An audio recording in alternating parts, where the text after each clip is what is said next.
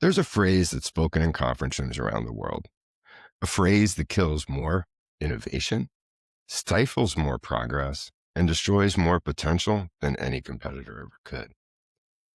We've always done it this way. 7 words.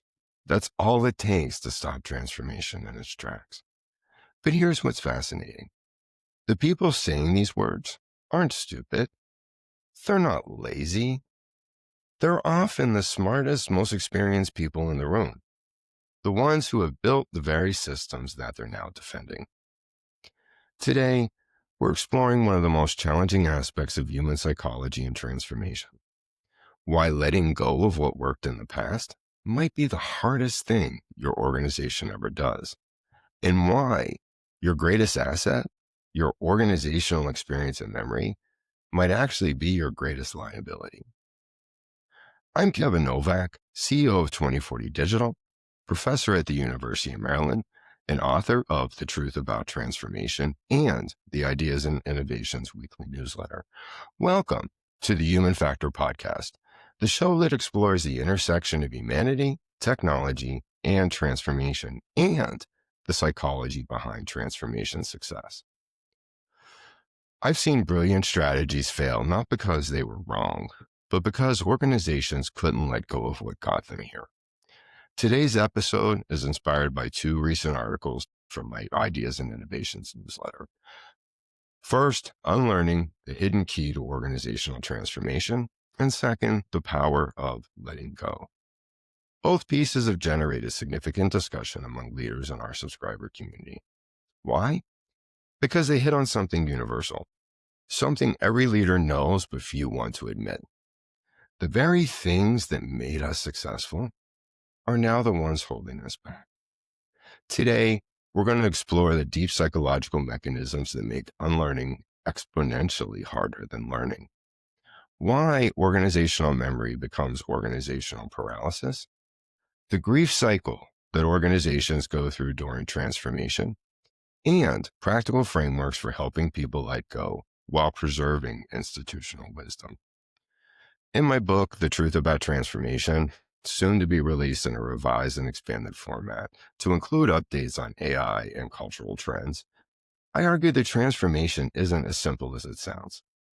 Organizations pour billions annually into change initiatives, yet the research consistently shows that 70% still fail. And the reason isn't technology or strategy, it's human psychology that we systematically ignore. My aspiration for anyone who is watching or listening today is that you aren't just taking away knowledge to help your organization, but you are taking away knowledge and understanding that it can help you personally navigate the curves that are associated with change and transformation throughout your life. Let me share a story that illustrates exactly what we're up against. I worked with an organization that had dominated their industry for decades. Their quality control process was legendary. Multiple checkpoints, numerous sign-offs, and a timeline that stretched for weeks from production to shipment. They were proud of this process. It was documented everywhere, in their training materials, the organization's literature, and it was even celebrated in their corporate messaging about their commitment to quality. Then a startup competitor emerged. They were using AI-powered quality control. They could ship in days with comparable or even better quality scores. The leadership recognized the threat. We need to transform our quality processes, they said. But every time we try to change, our organization resists. When I observed their operations, what I saw wasn't simple resistance to change. It was something quite deeper. It was grief. The quality control team wasn't just defending a process. They were defending their identity. For years, they had been the guardians of quality. Their careful, methodological approach had prevented countless defects, saved money in recalls, and built the company's reputation. Now, they were being asked to trust an algorithm. One veteran inspector captured it perfectly. This process, these checks, they're not just procedures. They're who we are. Without them, what are we? And there it was, the heart of the problem. We weren't asking them to change the process. We were asking them to let go of who they believe themselves to be. This is what I call a success trap. The better you've been at something, the harder it is to let it go. Success creates emotional attachment. It creates identity. It creates what I call competence addiction. Think about it from a neurological perspective. Every time the quality process caught a defect, it triggered a reward response. Over years, those neural pathways became superhighways. The process wasn't just something they did. It became encoded as the right way and formed the definition in their minds as to how they provide value and how they self-identify with who they are at work. Now we're asking them to abandon those superhighways and build new roads. The brain experiences this as a loss. But here's where it gets even more complicated. Organizations have collective neural pathways. We call it culture. But it's really shared neural patterns reinforced through repetition, reward, and social proof.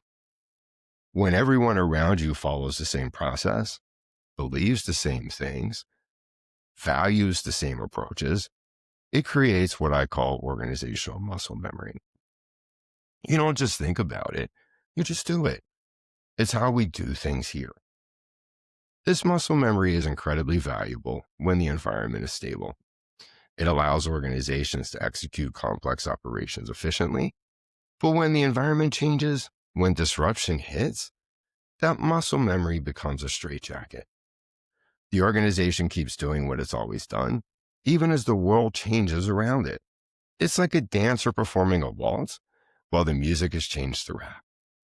Your most experienced employees, the ones with decades of institutional knowledge, are often the ones who struggle most with transformation and change.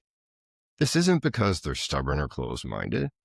Someone who has spent 20 years perfecting a process, building their expertise, becoming the go-to person for certain knowledge, has their professional identity wrapped up in that expertise. When change and transformation comes, they're not just losing a process. They're experiencing a form of grief about losing part of who they are professionally, how they see and define themselves, and how they contribute value. Here's the billion-dollar question, though. How do you change work processes ingrained over time that are comfortable, stuck in the past, or so static that they no longer produce results? When systems and strategies aren't working as well as they used to, most organizations react with familiar knee-jerk solutions. They change organizational models in a revolving door strategy. They replace centralization with decentralization or vice versa. They fire people.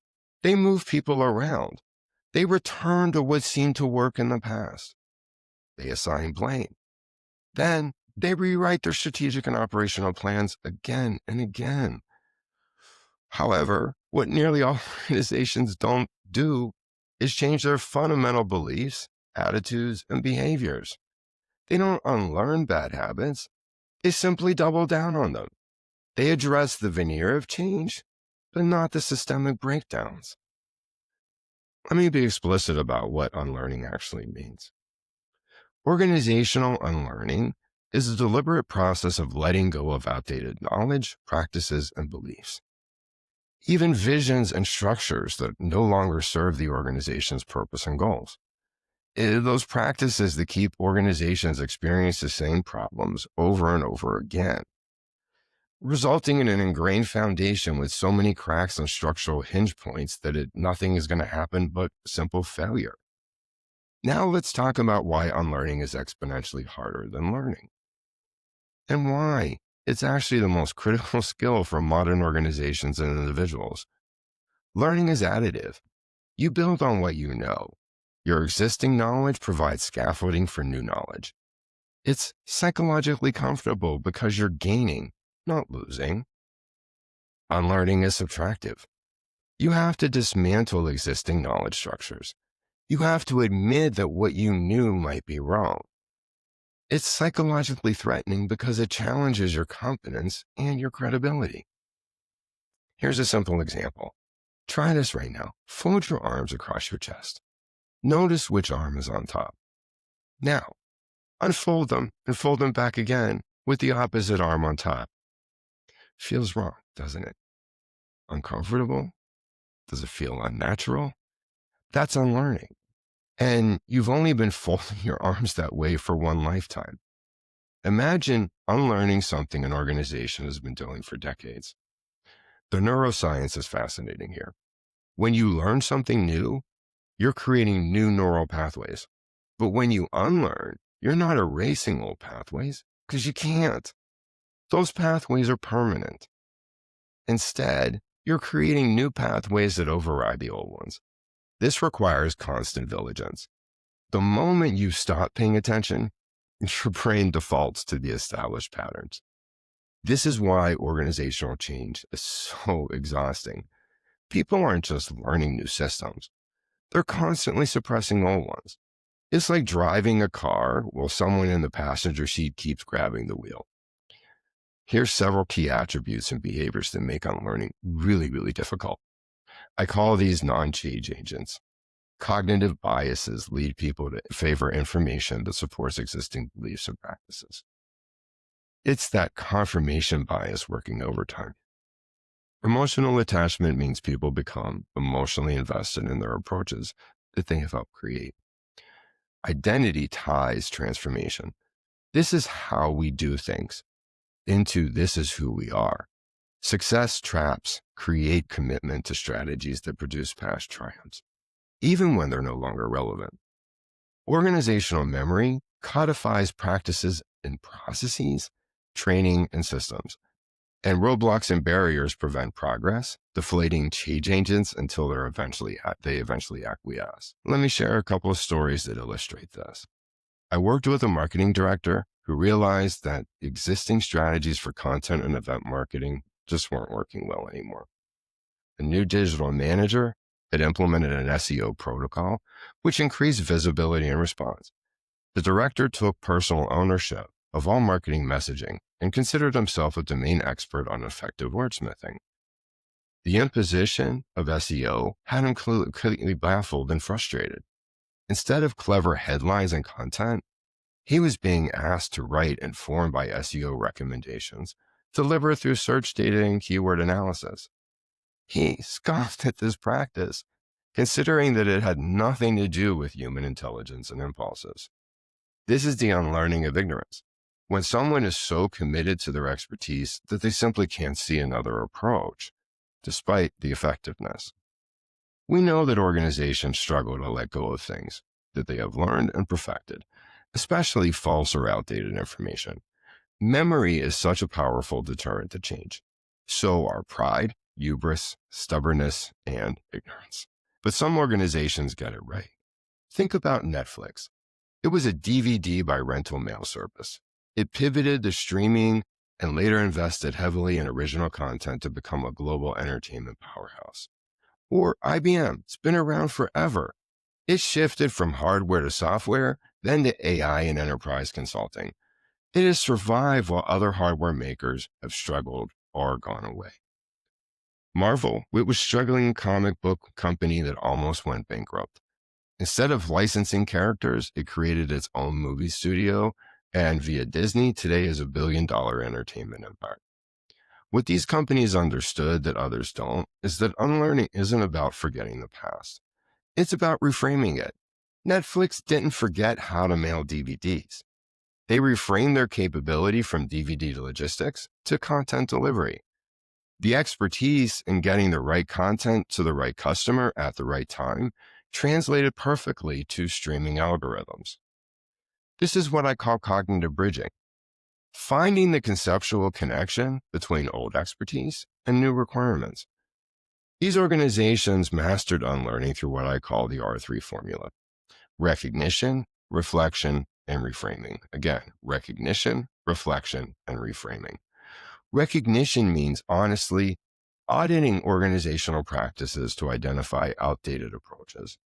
Reflection means understanding why these practices exist and what function they've served. Reframing means developing new perspectives and setting clear expectations aligned with the organization's vision, mission, and values. Let me introduce a framework that's transformed how I approach organizational change. It's based on William Bridges' transition model. Bridges made a critical distinction that most leaders miss. There's a difference between change, which is an external event, and transition, which is the internal psychological process that individuals go through in response to that change or elements of transformation. Consider this in terms of losing a family member, a friend, or even a job. Every individual goes through a transition curve that represents a series of mental states, from outright shock and anger to confusion, through recognition and ultimately acceptance. Change can happen instantly in nearly every organization. You can announce a new system on Monday with the most optimistic intent, but not recognize the shock that results. In terms of communicating out, you believe the deed is done, but is that really the reality? Even though the system was announced, the transition still needs to occur. Transition is the inner psychological process that people go through as they internalize and come to terms with the new situation. This process can't be rushed, and it's often different for each group and each individual. Bridges outline 3 key stages of transition. The first stage is ending, losing, and letting go. The second stage is the neutral zone. And the third stage is the new beginning. What most organizations get wrong is they try to skip straight to the new beginning without honoring the ending or acknowledging the messy middle. Let me break down each stage. Stage 1, ending, losing, and letting go. This first stage involves the emotional and psychological responses as individuals confront the loss of familiar routines. People commonly feel resistant or even grief-stricken when confronted with change on an organizational scale. During this stage, people may experience emotions such as denial, resistance, anger, frustration, grief, and anxiety. Does this sound familiar? These are the same stages Elizabeth Kubler-Ross identified in her well-respected grief cycle. When we ask organizations to let go of established practices, they go through these 3 distinct emotional responses. The first, denial. This new approach is just a fad. Our way has worked for decades. Anger. Why are we destroying what works? This change is for change's sake. Bargaining. What if we keep our process but add some new technology on top? Depression. Nothing we built matters anymore. Our experience is worthless. Lastly, acceptance. Our experience taught us principles. We can apply those principles in new ways. Most transformation efforts fail because leaders don't recognize these stages. They interpret anger as resistance. They see bargaining as compromise. They mistake depression for disengagement. But these aren't problems to be solved. They're stages to be navigated. Let me go back to that quality control organization story. Once I recognized they were grieving, everything changed. Instead of pushing the new AI system, we held what I call the legacy celebration. We documented major defects the old processes had caught. We interviewed longtime inspectors about their proudest moments. We created a digital archive of their quality achievements. We weren't just acknowledging their past, we were honoring it. Most organizations focus entirely on the new beginnings. They paint a vivid picture of the future state. They celebrate early wins. They incentivize adoption, but they completely skip the endings. They don't help people let go. They don't acknowledge the loss. They don't honor what's being left behind. This creates what I call psychological ghost. They haunt the organization. The old way isn't properly buried, so it keeps rising up from the dead. People publicly comply with new processes while privately maintaining the old ones. You've surely seen this. The Excel spreadsheet that parallels the new CRM, the informal meeting that duplicates the new formal process, the real decision-making that happens outside the new governance structure. These aren't acts of rebellion. They're symptoms of incomplete grief. Stage 2, the neutral zone. Now here's where most organizations really struggle. The neutral zone is characterized by uncertainty and confusion. Individuals are adapting to new circumstances. It's when the critical psychological realignments and repatterning actually take place. This is the messy middle that organizations desperately want to skip. In my book, I call this the productivity valley of death. Old systems are gone, new ones aren't fully operational, and everyone feels completely lost. People are simply in limbo. They no longer know who they were, but they're not yet who they're becoming. It's uncomfortable. It's anxiety producing. Performance typically dips. People feel confused about their roles, uncertain about the expectations, and very unclear about how to proceed. But here's what Bridges understood that most don't. The essence of life takes place in the neutral zone phase of transition. This is where innovation happens. This is where breakthrough thinking emerges. This is where people develop new ways of working that you never could have designed from the outside. In my work with the Library of Congress, the neutral zone was when librarians started experimenting with how digital tools could create new forms of discovery. They weren't defending the old stack system anymore, but they also hadn't fully embraced the digital future. In that in-between space, they invented approaches we really never anticipated. Hybrid search strategies, new taxonomies, ways of connecting physical and digital resources that only people living in both worlds could actually conceive. Organizations that acknowledge and plan for the neutral zone, rather than trying to power through it, create the space for genuine transformation. This means providing additional support, training, and psychological safety. It means being patient with decreased productivity. It means creating forums for experimentation and learning. It also means constant communication. In the neutral zone, people need frequent updates, even if the news is we're still figuring this out. Silence in the neutral zone breeds anxiety and rumors as people simply just don't know what is going on. Stage 3, the new beginning. Finally, the new beginning stage represents a positive acceptance of the change, where individuals begin to embrace new roles and ideas, leading to renewed enthusiasm and connection to the organization. But here's what's crucial. You can't rush people to this stage. You cannot skip the first 2 stages and jump here. Transition is a process, and it doesn't happen with the same timing for every individual. The new beginning isn't just about learning new systems or processes. It's about developing a new identity.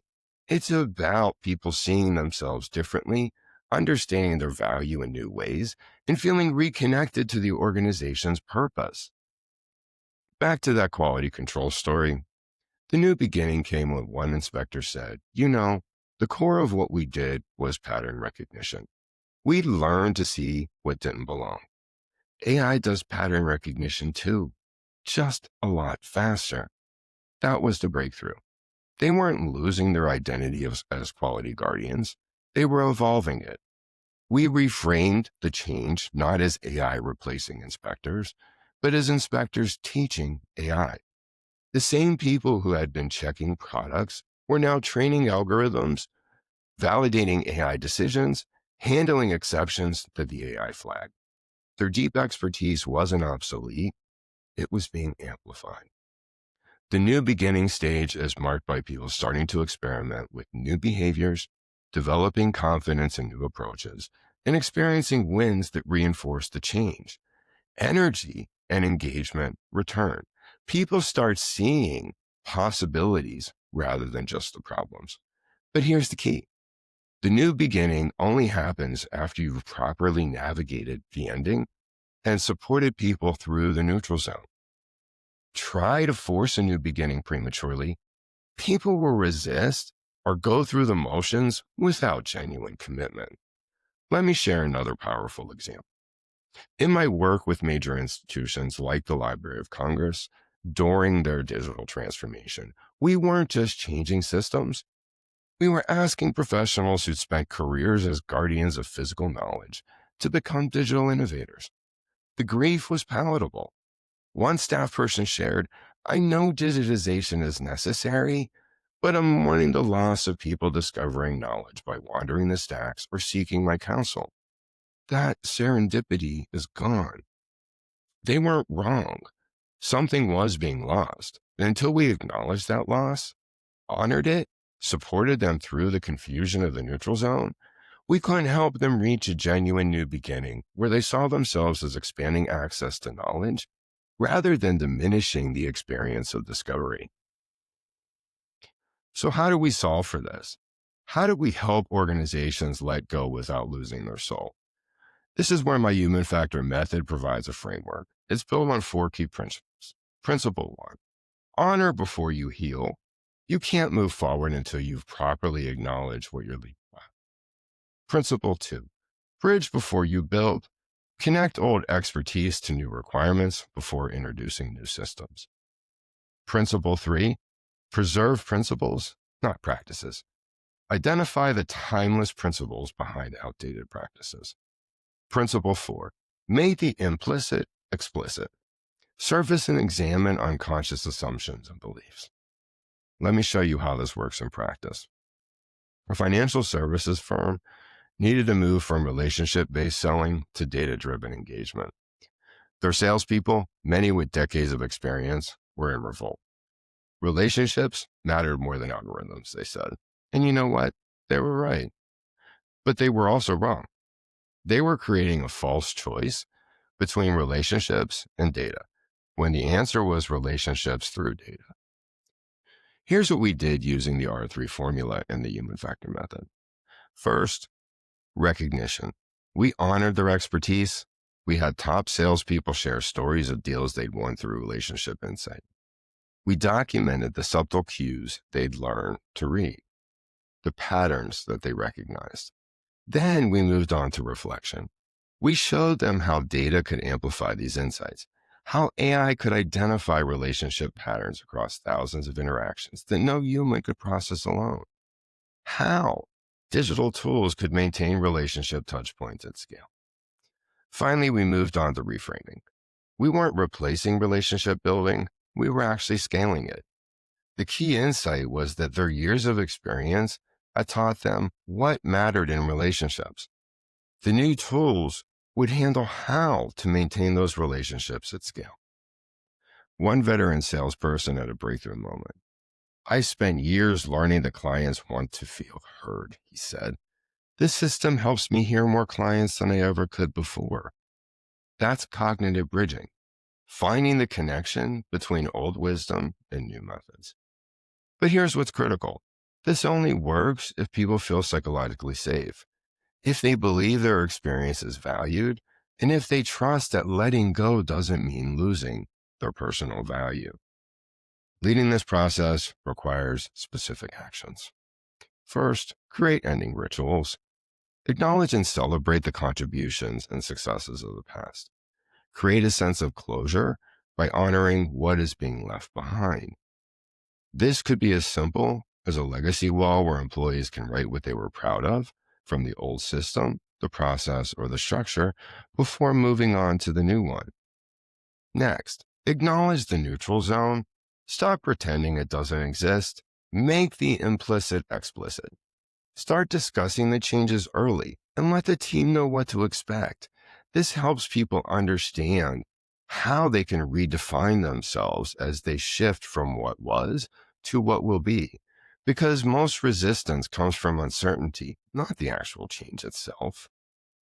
Next, connect identity to purpose, not process. Help people see that their value isn't in what they do, but why they do it. The quality inspector's purpose is ensuring customer safety, whether through visual inspection or AI oversight. Next, lead by example. Model desired behaviors consistently. When leaders exhibit accountability, adaptability, and open-mindedness, employees are more likely to follow. Encourage psychological safety. Create an environment where employees feel safe to take risks.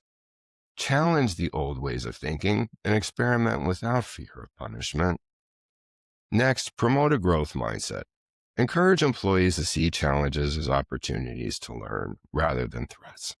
Share success stories of individuals or teams who have successfully unlearned harmful habits. So, what can you do tomorrow to help your organization let go? First, start with yourself. What are you holding on to that no longer serve you? What processes do you defend simply because you created them? What beliefs about how things work haven't been examined in years? Second, create forms for organizational grief. Hold sunset ceremonies for retiring systems. Create legacy walls celebrating past achievements. Simply give people permission to mourn what they're losing as they make that transition to who they will be next. Third, practice cognitive bridging. When introducing change, always connect it to existing expertise. Show how old skills apply in the new context. Help people see themselves in the future state so that they can redefine their value and their contributions. Fourth, measure psychological safety, not just engagement. Ask, do people feel safe questioning established practices? Do they believe their experience is valued? Do they trust leadership's vision for change? Fifth, recognize the stages of organizational grief. When you encounter denial, anger, or bargaining, don't push harder. Acknowledge the stage and provide appropriate support. Remember, the goal isn't to forget the past, it's to honor it while releasing its hold on who people will be in their work life in the future. Here's the truth about letting go. It's not a failure of intelligence or willingness. It's a fundamental human response to loss. And until we start treating it that way, we'll keep seeing that 70% failure rate. Unlearning is a deep way to change and transform an organization sustainably. Our very human nature wants us to hold on to certainty and predictability and avoid confrontation. Our personal default, of course, is to be comfortable, and organizations are the same. In a highly dynamic, ever-changing environment, our defaults feed the very potential for the failure. Organizations that will thrive in the next decade won't be those with the best technology or the most resources. They'll be those that have mastered the art of letting go. This isn't about abandoning wisdom. It's about distinguishing between timeless principles and temporary practices. It's about preserving what matters while releasing what constrains. Legitimate lasting change starts at the top.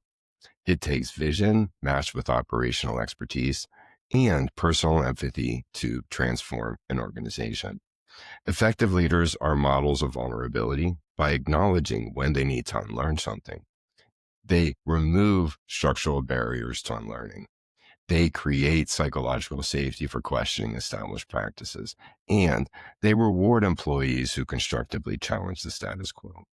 Remember, you're not just asking people to use new tools or follow new processes. You're asking them to let go of part of their professional identity and the conception they have for how they contribute value. You have to honor that. You have to acknowledge that. And you have to support them through that.